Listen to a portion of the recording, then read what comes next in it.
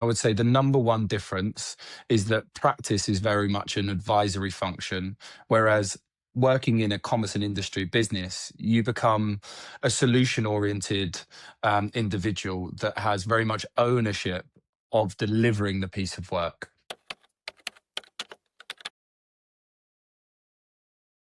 So I would say the most common transition into C&I comes in the form of finance manager, finance controller, financial accounting, which is more of your technical accounting specialism. We see a lot of practice individuals now move into FP&A focused roles as they want to move into more commercial finance. We often see some senior specialists within practice move into more leadership roles straight out of practice, and that can come in the form of finance controller, head of finance, and on the odd occasion, finance director.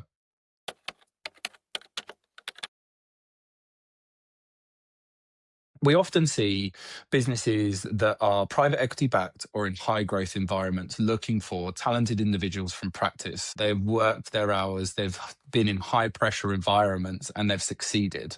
Now, all of these enterprises are normally under more pressure than other enterprises in the market. The second part would be highly regulated markets as well. So you think financial services, listed companies.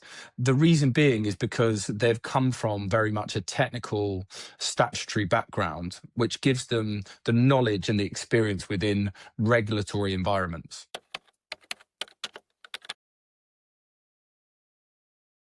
And I think it comes down to technical excellence.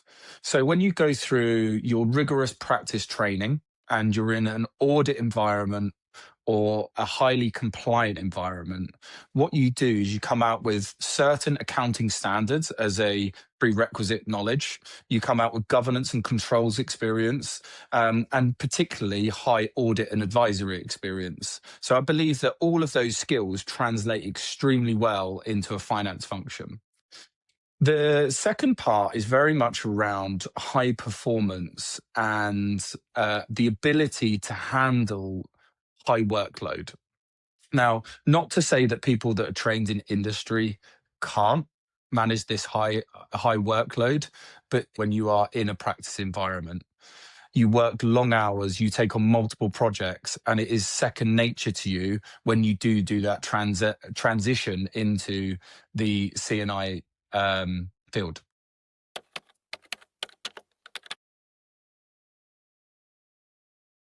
Now, first and foremost, it really depends on what practice you've come from and your key responsibilities within that enterprise.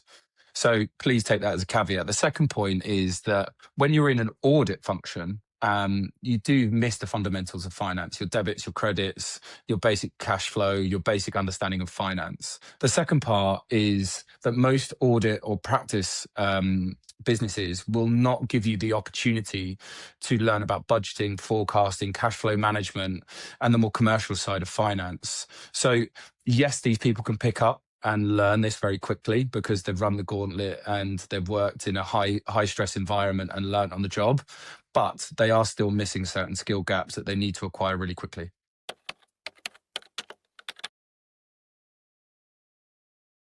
So, firstly, I would say that you need to acquire additional skills outside of your technical audit experience. So, think secondments, think transactional work, think client facing projects, and then you'll get more exposure that can transition into industry based roles.